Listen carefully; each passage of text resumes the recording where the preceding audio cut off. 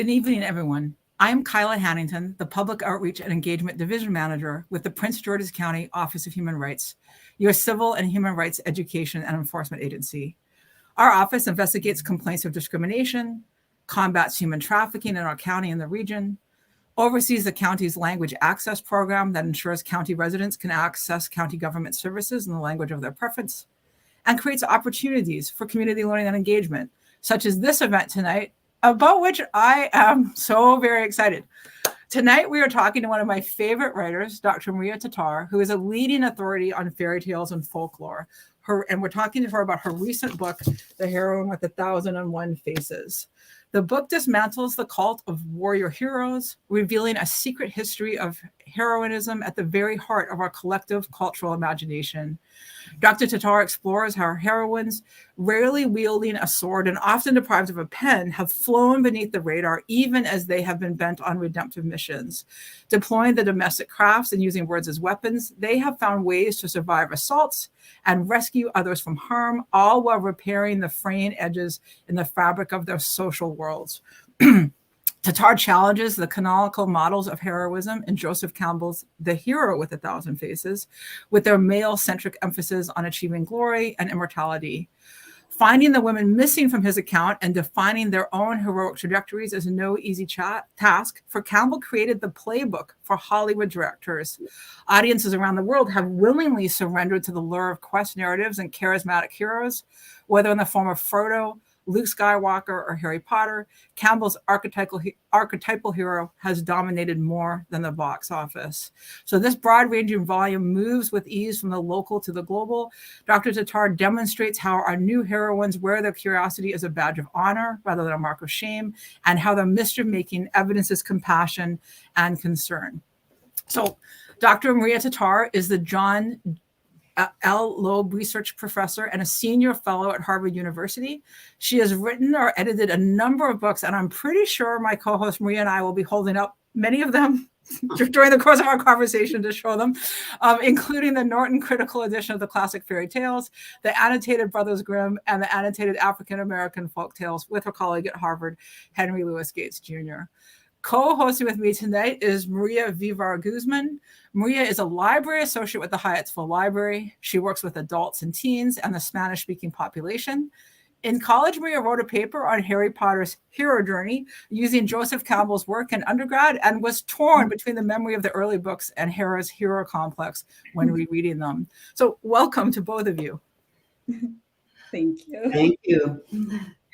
Okay, Dr. Tatar, we're so excited to have you here. And again, I mean, I wrote a paper on using Joseph Campbell's skeleton, but can you please talk to us about your new book?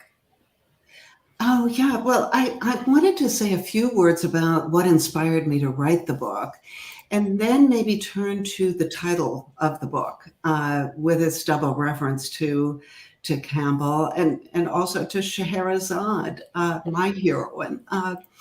So the book was written at a time when we were all holding out for a hero, and I can take you back to, I don't want to, but I'll take you back to the first months of the pandemic, when the possibilities for heroism were really shut down. What could we do? We were told, most of us were told, stay at home, don't leave the house, certainly don't go on any kind of heroic journey. And also everything became silent. That is, we were living in ghost towns. It was spooky. We learned the meaning of lockdown as silence filled the air. And a few months before all of that, I had been reading Carlos Fuentes and came across his words about how all writing is a struggle against silence. And that is sort of what saved me during the pandemic, I think. And it is also, writing was something that saved many women in past centuries who were dealing with things far more difficult and problematic. Women used words as their weapons and stories as their shields, basically. So I don't need to tell all of you that many other astonishing things happened during the pandemic. And one of the things that happened is that we rebooted the concept of heroism. It changed completely. Soldiers, generals, warriors, those had been our heroes. And in 2020, we removed 100 statues of Confederate soldiers. So all those heroes from times past lost status. And who were the new heroes? This took some time, but they were healthcare workers, and care is important there. Healthcare workers and scientists. There's people who are driven by care, by curiosity. They're invested in healing. They have a deep desire for knowledge. They want to figure out how to cure people.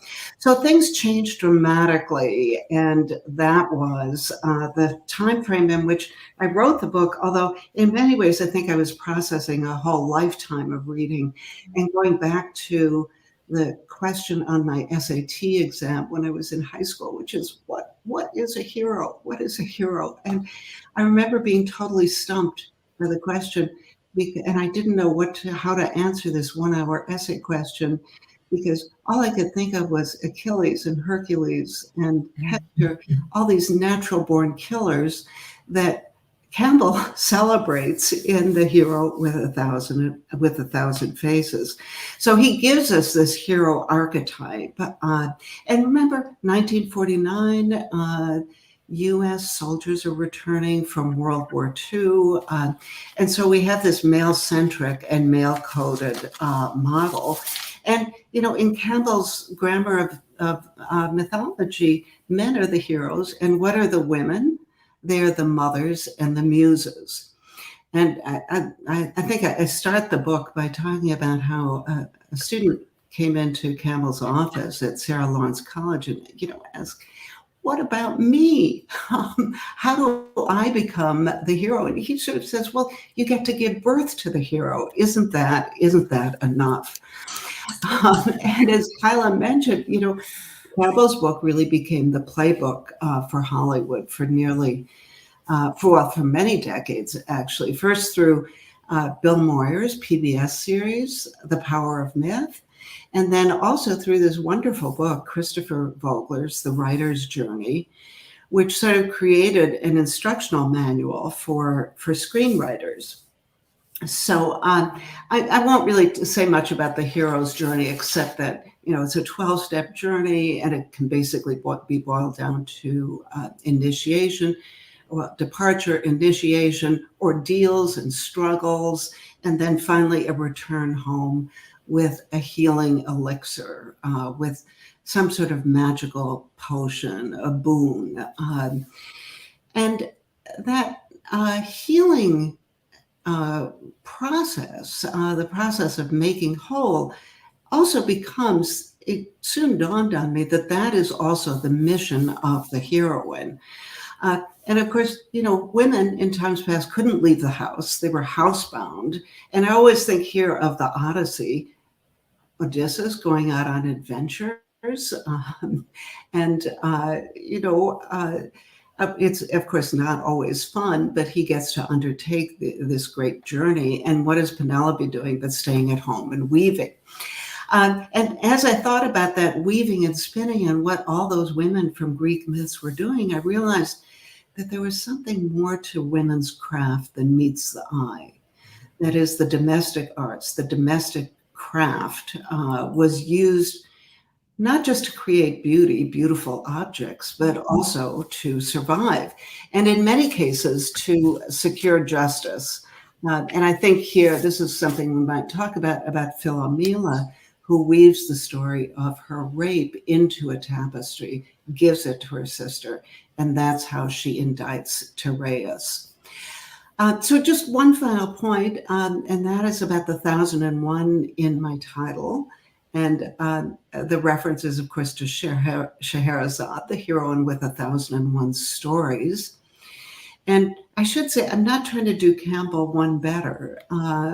and I'm not at all in competition with him. But I use the Arabic number 1001 because it captures the idea of a vast number, a swerve into something without limits. And I think that what is happening today is we can start to think about the endless possibilities for heroism. We don't have to think about the starkly gendered past where you had the male warrior hero and the female caretaker who was invested in survival and making sure that others are all right. So just a quick word, and then I'll stop, about Scheherazade, because she was so important to my project. She is the one who volunteers to marry Shahryar, Shahryar who has been betrayed by his wife. His wife cheats on him, and he not only kills her, but he decides he's going to take revenge by marrying a new woman every day and then killing her the morning after. So all as a revenge move for the infidelity of that first wife. And what does Scheherazade do to survive? She tells stories. She produces cliffhangers. She delays the pleasure of the ending. Shahryar has to wait until the next day for the end of the story. So she saves her own life. She survives. She also makes sure that other women manage to stay alive, and she changes the culture in which she lives because Shahryar becomes a more just ruler, and he basically repudiates all of his bloody vows. So it was Scheherazade who got me thinking about how women have deployed curiosity, care, and craft to secure fairness.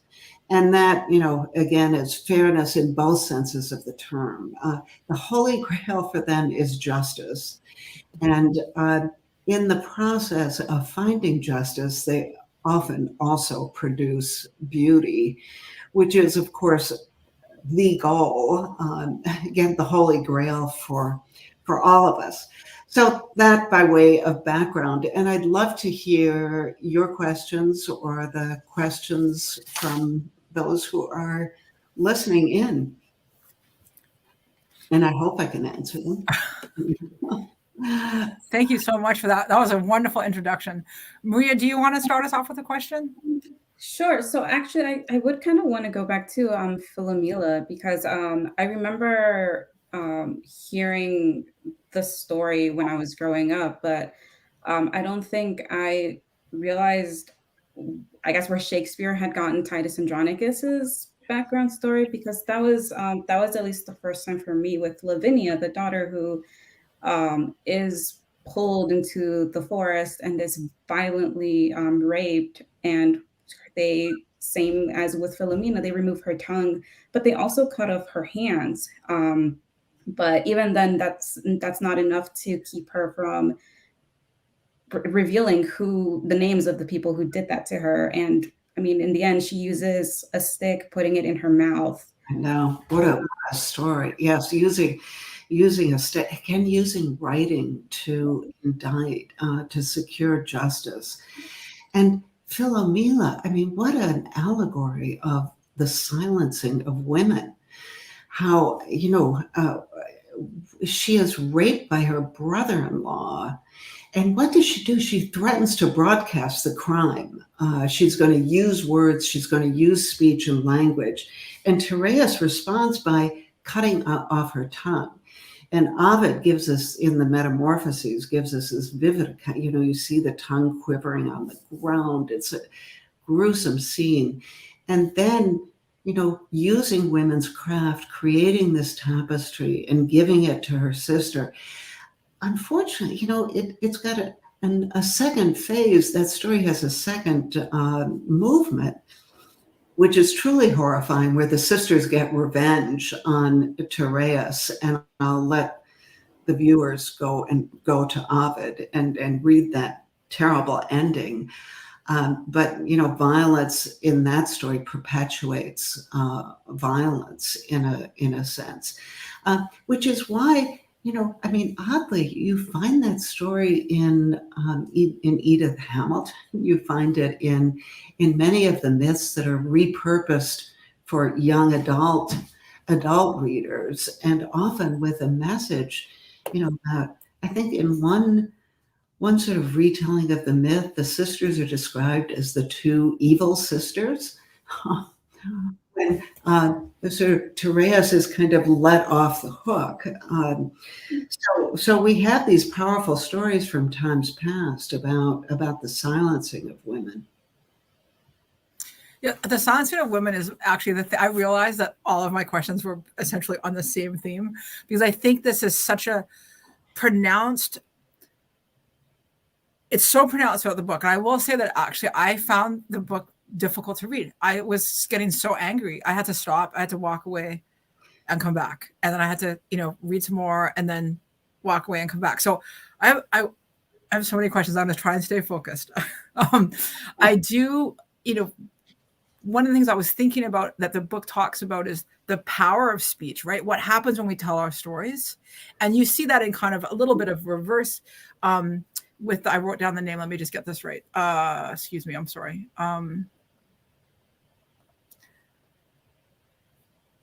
I can't find it. Sorry. The story where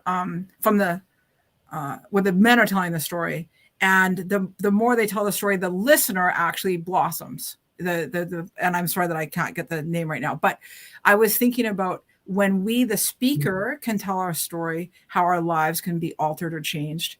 But also from this other story that you shared, the listener can be changed by the sharing of story. So when we don't allow 50% of the population to speak, to tell their story, to seek justice, not only, to me, it would seem that the 50% of the population is damaged or reduced, and I want to talk about what that might look like, but also what is missing for those who do get to tell their story. They don't get to blossom under listening.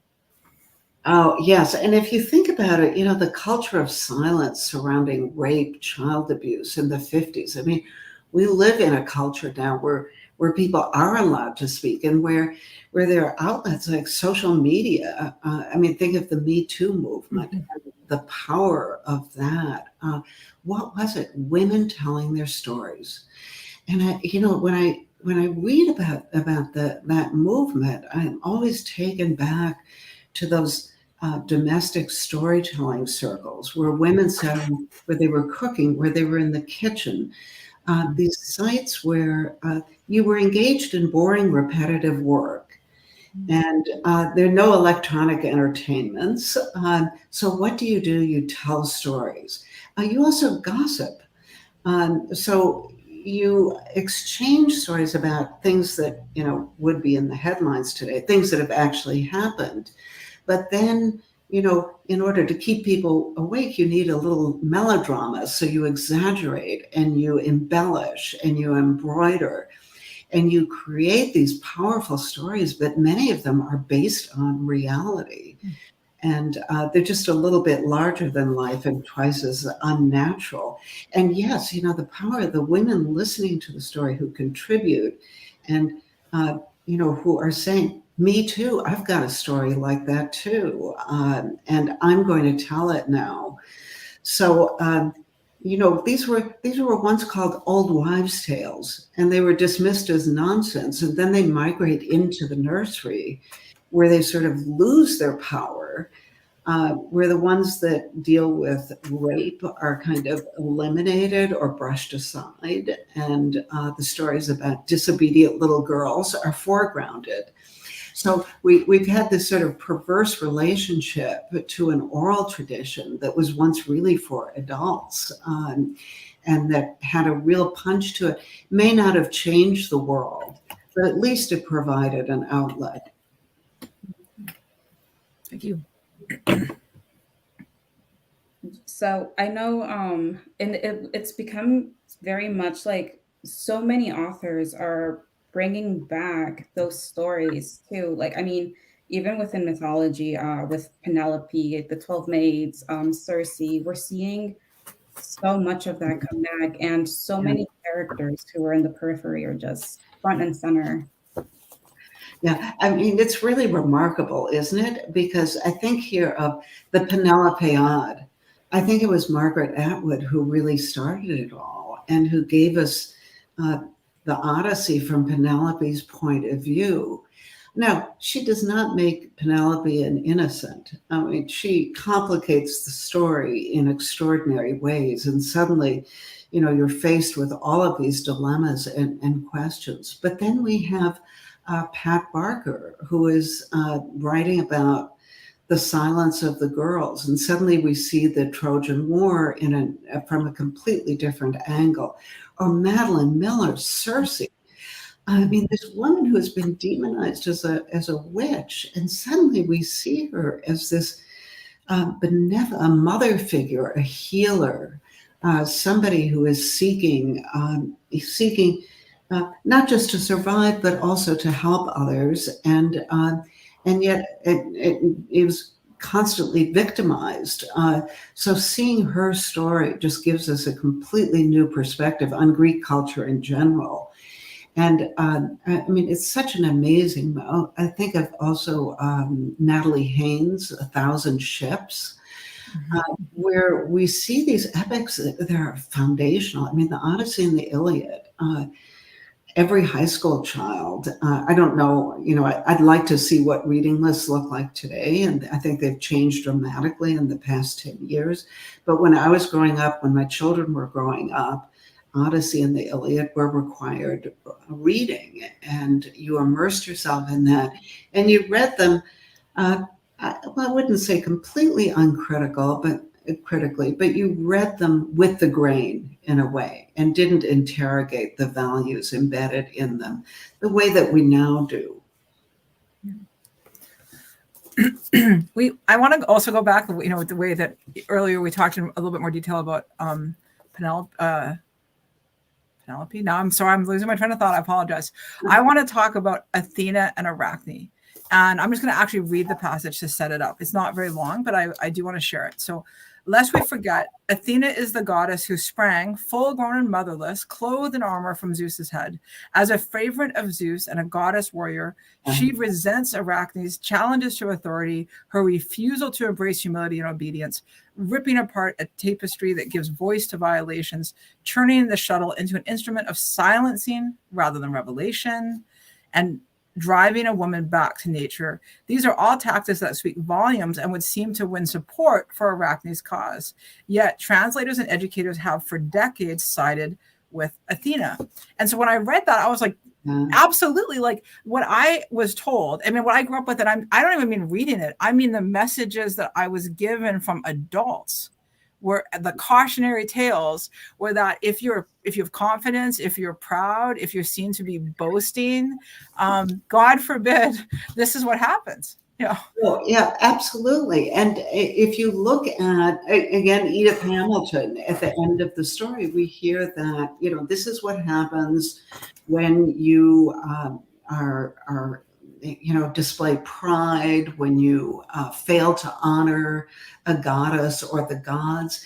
And what does Arachne do? First of all, she creates beauty. She's known as, actually not just in her hometown, but in many different regions as a master spinner. Athena then becomes infuriated. I've got a rival, and it's just this girl. So I'm going to challenge her to a spinning contest. And there the two of them start weaving these tapestries. And what does Arachne do but create scenes showing the crimes and misdemeanors of the gods, basically sexual assaults. And think of Zeus. I mean, Zeus comes first to mind. And his Europa, he appears to Europa in the form of a bull.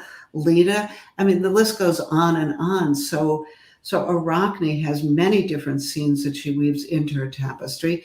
And what does Athena do but weave scenes that honor the gods and show their greatness and all of that? And Athena acts like a child. She becomes angry. She sees this beautiful tapestry, rips it in two. And then, I mean, to make matters worse, she really goes out of control. She takes her spindle, hits Arachne over the head with the spindle, and and then, I mean, the ending is kind of curious because Arachne commits suicide. She hangs herself out of a sense of shame. She's mortified. And then sort of the happy ending or the consolation is that Arachne is turned into a spider and can weave in dark corners. I mean, where she's, she's kind of invisible. She becomes a humble, lowly creature. So what an extraordinary tale. And, I always wonder when Ovid told the story, I have a feeling that he kind of understood that this was a complicated story. But again, as with fairy tales, myths were moved into maybe not the nursery, but into the high school classroom. And suddenly they were loaded with messages. There was this sense that, you could end them with a one-liner when in fact these are complicated stories that we need to talk about and unpack and take apart. And that's what I love about these stories, is that when we do that, we're able to sort of develop our own system of values. Think about, what unites us, what can we agree upon, what do we disagree about, and we come to an understanding of our own culture, not just of cultures from times past. I guess going back a little to the gods, I think one that will, I think forever stick with me will always be Apollo and Daphne. And this is just someone who is just like trying to get away. And she becomes a laurel tree, and Apollo still cannot leave her alone. So what does he do? He takes leaves and wears them. I mean, it is extraordinary, isn't it? A woman and this is a figure who was put on Greek vases, and isn't it odd that not until the past 15, 20 years that we interrogated these scenes of rape and of sexual assault, I'm sure some classes has already done this, but you could do a kind of inventory of the crimes and misdemeanors of the gods. And yet we continue to revere them and to see them as agents of creativity, of benevolence, and so on. That was, one of the things that I was struck about was these stories that you recount. And I should clarify that is what I found difficult to read, was just this, hundreds and hundreds and hundreds of years of murder of women, sexual violence against girls and women that is documented in these stories. So from Greek mythology to the girl with the dragon tattoo, it's just this repeated narrative over thousands of years. And what I found as I was experiencing this and reading it and seeing that this is in all of these, it's just a continued narrative that's also, these stories are also foundational stories to our culture and to other stories that come. Like, what are the implications of that? Well, I think we've seen the implications of it and the reversal of that as well. And now we've, if you look at movies today or at streaming just in general, and suddenly we have new models for female heroism, also new models for men. And also, things are not, there's not a gender division of labor anymore. We've sort of given up this binary in many ways. So suddenly we have female warrior heroines. We have, superheroes. We have Wonder Woman. We have, Black Widow. Women have joined the pantheon of superheroes, and they are different. It's true. But we also have something like, Ex Machina, where a robot, a female robot, has sort of become turned murderous, turned on her inventors, and is out for revenge. So we have all of these revenge narratives now, where women have become not so much. They're sort of anti-heroines in a way, but they're out for revenge, and they they deviate sharply from this model of the heroine who is caring, curious, and crafty, who is using words and stories rather than weapons. Suddenly, women are armed and dangerous. Think of Sandra Oh, and what is the killer? I'll think of the title in a minute, but I'm sure many of the viewers will know exactly what I'm talking about. But two murderous women who are sort of, imitating the male models from earlier times.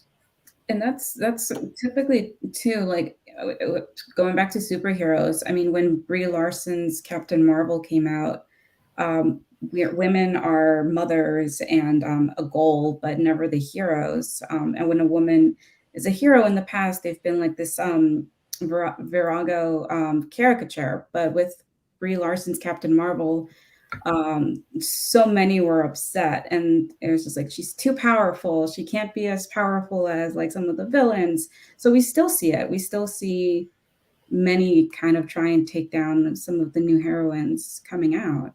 Oh, yes, I'm definitely a certain degree of resistance to that pushback. And I have to admit that I worry about it too. I mean, do we want these charismatic, hypersexualized, glamorous heroines?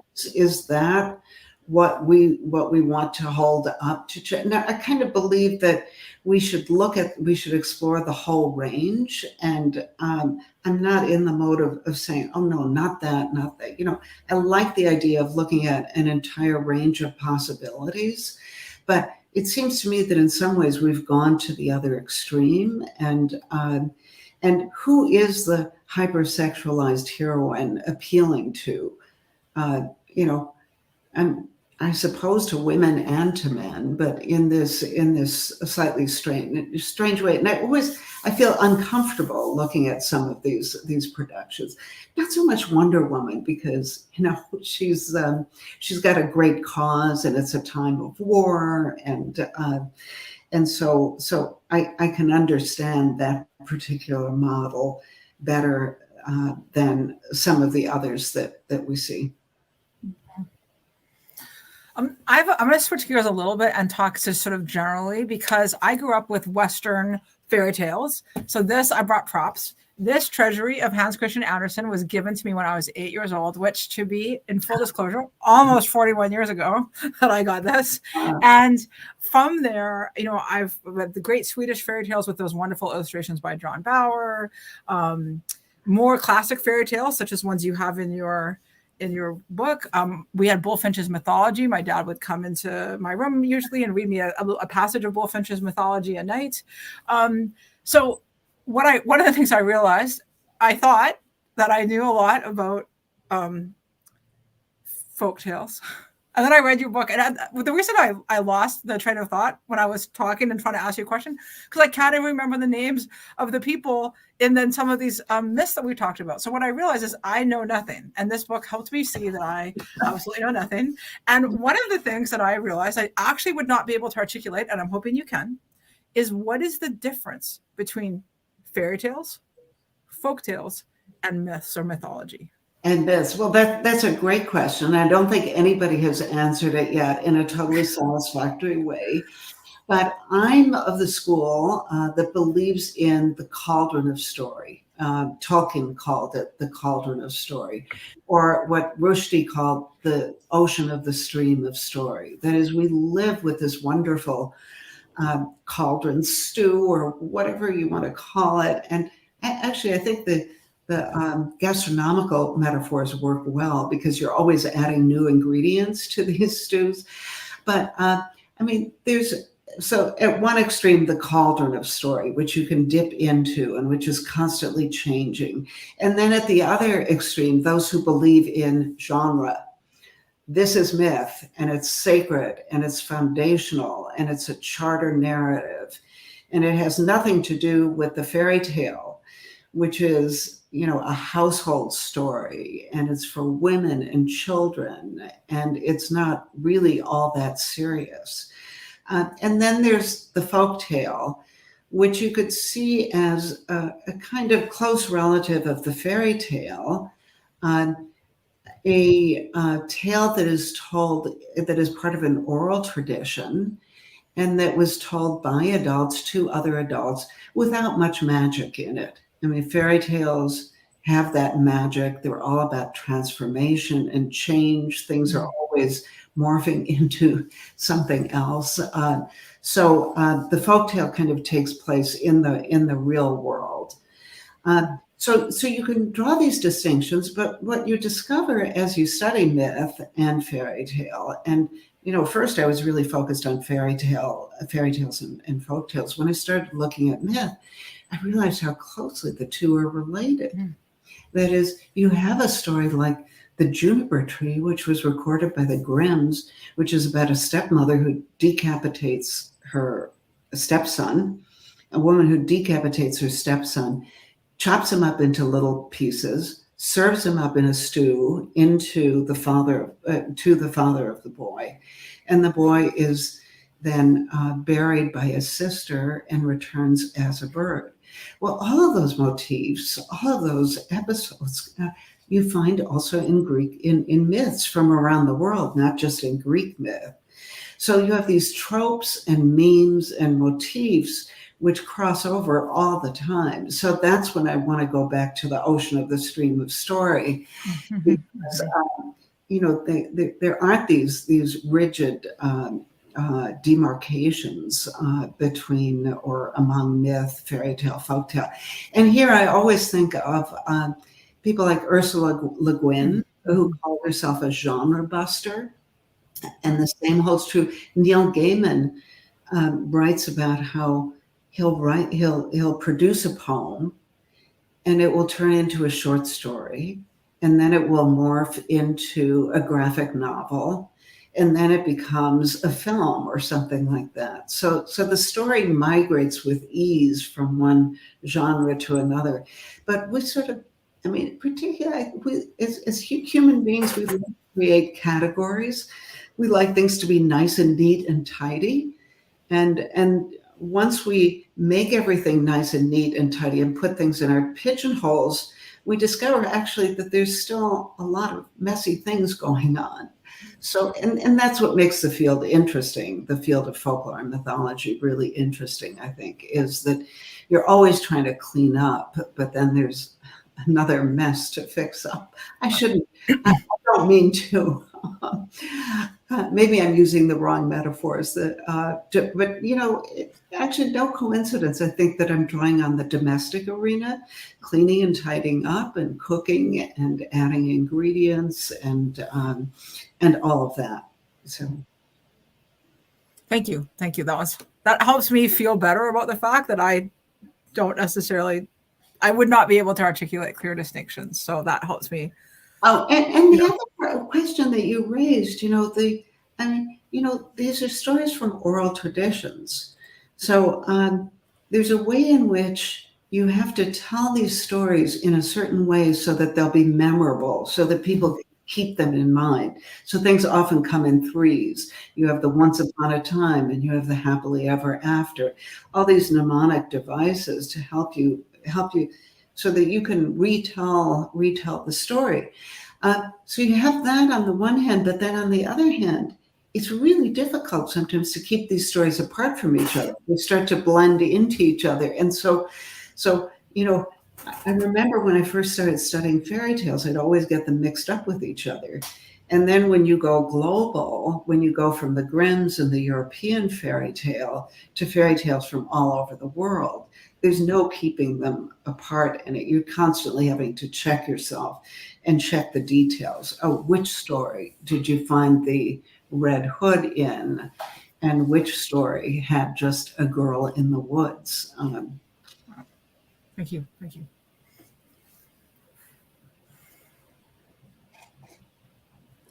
Do you have a question, Maria? Because I'm gonna lob one at you. Are you ready?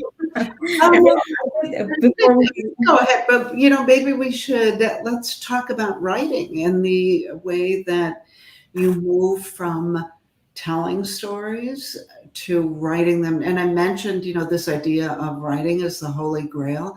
And I would say for women today, if you think of all these series like Sex and the City and Girls and the Gilmore Girls, and they're always sort of girls even when they're adult women.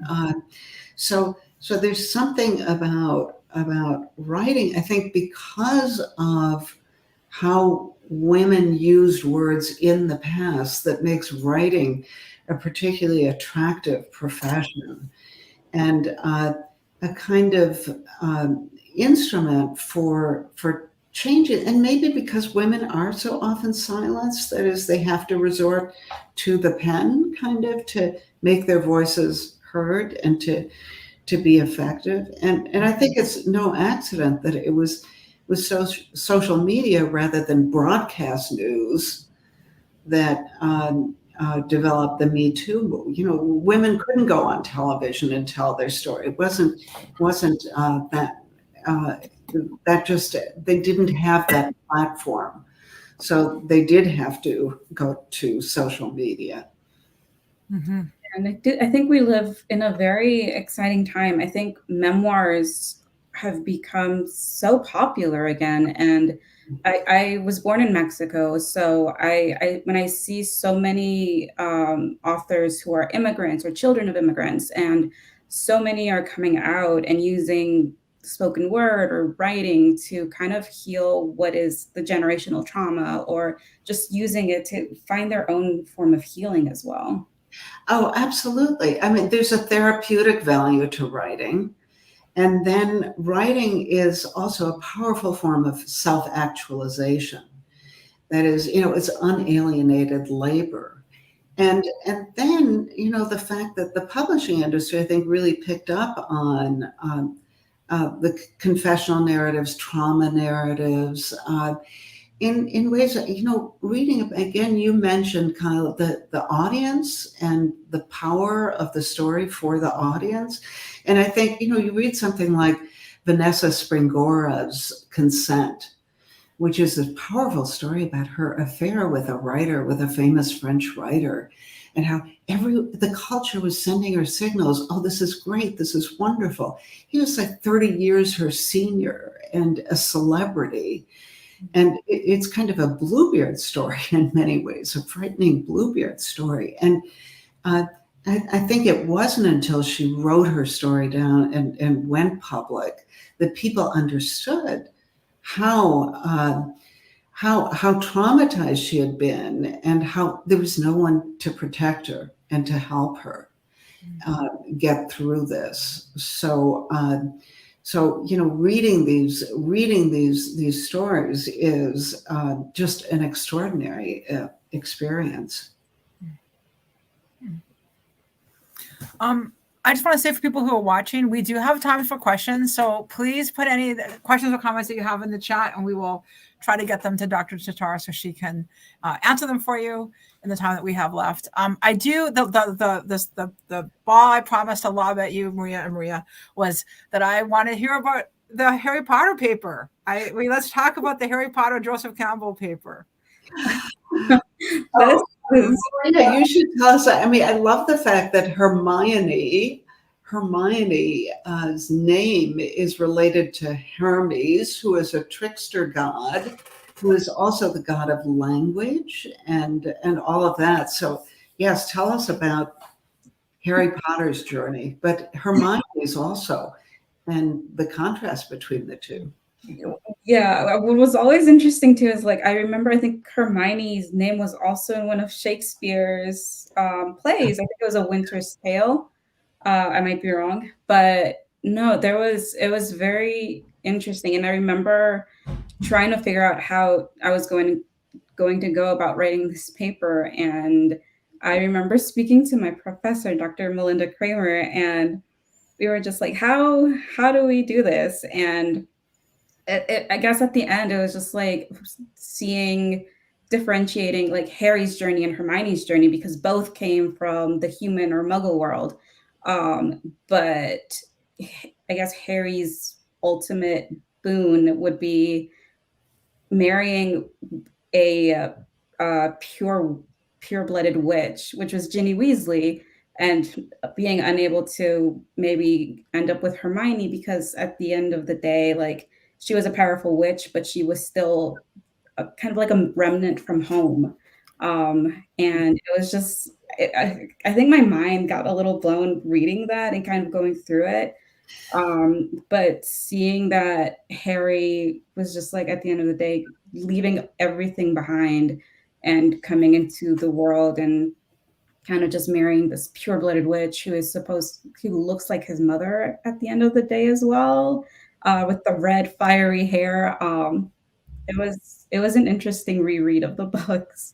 Yeah, well, and I think it's a powerful example of how Campbell's model really works, because Harry goes through that terrible ordeal. I mean, he really dies and is resurrected in a way. So the encounter with the monster, you've got the mentor figure, and that's sort of the beauty of I mean, I have to give Campbell credit too. I mean, he really got the model.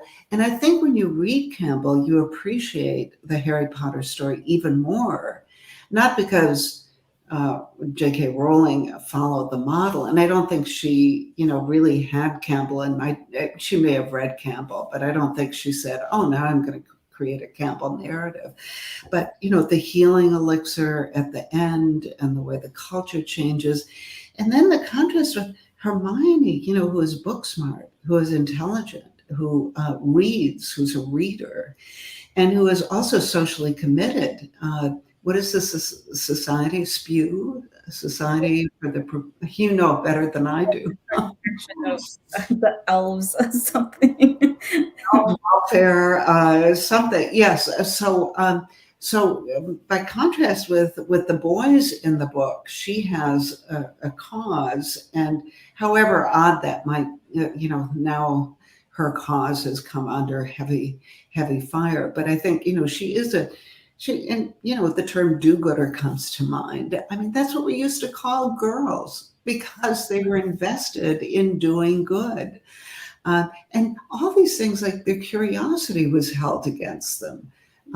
Their bookishness was held against them. Look at, everyone makes fun of Hermione because she's a good student and all of that. So, and, think of Adam and Eve, the story of Adam and Eve. Eve's curiosity is sexualized when she just wants to know. She takes a bite of the apple, and she gives Adam a bite of the apple because she's deeply committed to the idea of knowledge. Same could be said for Pandora and for Hermione. So I think Hermione also belongs to the story of the heroine that I'm trying to tell, because she shares all those features: care, curiosity, and craft with women from times past. And it's fascinating how these epic works that are written for children fit the same model as the epics written for adults in times past. So I think it's great that you wrote that paper and thought long and hard about, what is it to be a hero, and what is Hermione's role in all of this, and how would we we're so self-critical these days. So I worry about the fact that many young writers, aspiring writers, say, they're a little overly cautious, I would say, because they're afraid that they'll be, that the Twitter crowd will come after them. What is our new, is there such a thing as a perfect hero? No, there's not. And any figure that you're going to create, any fictional figure that you're going to create, is not going to be perfect and is going to be criticized for one reason or another. I mean, that's what's good about humans. That is, we don't accept the status quo. We want to keep growing and evolving and changing. So our heroes from times past have been sort of deconstructed and not demolished. I mean, it's not the twilight of the gods, but we're learning from them. We're learning that there are other models that we can use. Yeah, I was struck in this really early on, and we've kind of covered this, but I want to go back because I'm thinking about what's our takeaway for viewers. And so you talk about F. Scott Fitzgerald said that there's two basic stories of all times of Cinderella and Jack the Giant Killer, the charm of women and the courage of men. And you go on to write that Fitzgerald, quote, solidified a contrast that has haunted the Western imagination and has become its default narrative option. On the one hand, there is the autonomous male hero seeking self-actualization through adventure and conquest. Then there is the patient, long-suffering, self-effacing heroine, what one critic called the afflicted woman trope. So we know that that's not real in life or in story, but this concept, I mean, I guess I have many questions, but one is, it's became so firmly rooted in Western minds. And so those of us who grow up in Western culture, so these movies that you've talked about, I had this, you talked about Campbell's The 12 Steps of the building blocks of stories. And one of the things I actually wrote this quote down, you said that he laid it out with stunning confidence. I love that so much. But movie makers and other Western storytellers have taken that as gospel truth. We then consume it. We believe that it's true, not just for my writing. I want to write a story. I'm going to use those same tropes. And if I'm going to write a female hero, as we discussed earlier, she's going to follow all those exact same tropes. I'm not necessarily finding a new path for her. But I think it also impacts us personally, what we dream and envision for ourselves, who we believe is capable of leading, who we believe is, so how do we now start to sort of like dissolve the matrix, I guess. No, how do we undo that? And that's a great question. When I was writing with this book, I was wrestling with all kinds of things, but and I mentioned some of them. One of them was that at one point I thought I would give the book the title, The Heroine's Ordeal, because women were patient, long-suffering, and all those things. And then I realized it took me some months to figure this out. No, the men have an ordeal too. It's part of an adventure, but they struggle. And the fact of the matter is women suffer too, but they're also smart and they figure things out. And again, that's why craft is such an important term for me. They're not passive. They're not, of course they've had to deal with terrible things. Men have too, by the way, but they've found strategies. They've found strategies for surviving the terrible things that happen. And so, that seems to me probably, we talked about the takeaway. That seems to me the most important takeaway of this book. That, and again, we talked about Circe. She's not, a victim. She's doing things all the time. And, it's true that when women have been crafty and smart and brainy, they've also often been persecuted as witches.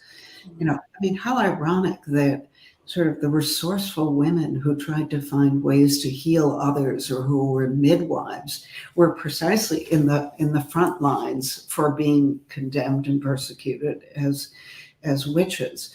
So I think, what I really wanted to emphasize in this book is that women have been heroic. They've been there the whole time. And they haven't just sat there and said, oh, this is awful and I can't do anything about it. And that's a story that I think really needs to be told and paid attention to. And this is why I so applaud women like Natalie Haynes and Pat Barker and Margaret Atwood for taking these stories and shaking them and saying, hey, there's more to it than what Homer gave us or what writers gave us. Yeah, and that really was, and I realize now as we're, and I want to say this for people watching at home, so much of this is that part. Like women have always been there. And that's one of the things that I read there was a part, or I maybe read an interview with you or where you were saying that this is really not meant to be a critique of Campbell, but it is adding, really re-engaging and adding to the story and saying that women's heroism may have been differently, recognizable in different ways. But it's, you know, it's been there the whole time, and to see women as active agents. So I'm really glad that you came back to that. Maria, I know we want to do a little show and tell, but also, do you have, I'm looking at the time. Do you have, I think we have time for another question. Do you have a question to close us out before we go to our little? I guess I kind of want to go just really quickly with everything that is happening around the world with wars. I guess we go back to storytelling, and for everything that's happening, what would probably be the most, we're going to constantly see a change of what heroes are. So for us, it was during the pandemic, it was our first responders, but for those who are in bunkers right now in like the Ukraine, how likely, or I mean, how differently will heroes become? Yes, well, you know, there is nothing like listening to the women of Ukraine and hearing, you know, about they are armed, they are ready, they are prepared, they are doing things that, you know, are unimaginable to us. So yes, there is still the warrior hero and now the warrior heroine as well. And, you know, I always, you know, given the fact that there are terrible natural catastrophes and diseases and all kind, why do we have to have war? Why can't we fight diseases and, you know, fight hurricanes and things like that rather than be in battle with each other? I guess what I would want to emphasize too is the heroism of daily life. That is, you know, I often think that the alarm clock is the call to adventure, and that when we end the day, somebody should really pin a medal on us, you know, particularly those raising children and doing the laundry and fixing meals and driving to school and all of that. And, you know, how do we recognize that more? How do we enable people to, you know, to become heroes of their own lives, and not just, I always think of Nora Ephron, be the heroine of your own life, be the hero of your life and not the, you know, unset, not the victim. Yes, tell your story about trauma, but turn your story into a heroic act, do something for other. And again, you know, many of us are doing that on a daily basis and deserve medals and all of that. And I guess, you know, I'd like to figure out ways to reward those people as well. And maybe it's just by the rest of us acknowledging daily acts of small acts of kindness and heroism. That is great. That is also a great way for us to close out. So acknowledging daily acts of kindness and heroism, like what that is, those are life-changing words. And I also think it would bring down probably some of our anxiety about terrible things in the world if we're focusing and sharing the stories of the strength of character and the heroism that we see every day. Yes, absolutely. So we are at a time, but Maria and I, we were talking backstage, and I said, you know, I have a couple books by Dr. Tatar. And Maria said, I also have a couple books from Dr. Tatar. So for those of you watching at home, the absolute best way that you can support writers and artists and thinkers and the people who you're learning from is to buy their books. So you can also take them out from the library, Prince George's County Memorial Library System, or your local library. So the book we're talking about tonight is The Heroine with 1,001 Faces. It is really, really good. There's so much to take away about what we learn, what we have been taught, and what we think about. But Dr. Tatar also has a bunch of other really great books. And so I'll do one and Maria, you do one, and we'll see what we got. So there is, for instance, the annotated classic fairy tales right here, which is absolutely beautiful, beautiful, beautiful book. And it's got the classic fairy tales in it that you might be familiar with. Maria? Same here. It's classic fairy tales, the Norton version. So it's majorly edited. It's amazing. All right. The annotated African American folk tales with Henry Louis Gates Jr. These books are so beautiful. If you've had a baby recently and you know me, you probably have one of these on your shelf. They're such wonderful, wonderful books. Okay, Maria? I think Kyla's one up to me. Oh, that's- The other one I have is The Hard Facts of the Grimm Fairy Tales, which is also like really great for anyone who wants to keep reading about Grimm's. And my last one is the annotated Hans Christian Andersen fairy tales, or if you're in Denmark, H.C. Andersen. And it is wonderful. And all of these books are just life enriching and spirit enriching. And so for those watching at home, check them out, pick up a copy. And for you, Dr. Tatar, thank you so much for the book and for spending time with us today and being so thoughtful in your responses and kind of giving us a light to reimagine, or not reimagine, but to re-see the reality and the history around us. We really appreciate that. For you watching at home, thank you so much for being with us. And Maria, co-host, thank you so much. It's been absolutely wonderful to get to do this program with you. Yes, thank you so much, Dr. Tatar. Thank you for inviting me. Great to talk to you. Good night, everyone. Bye.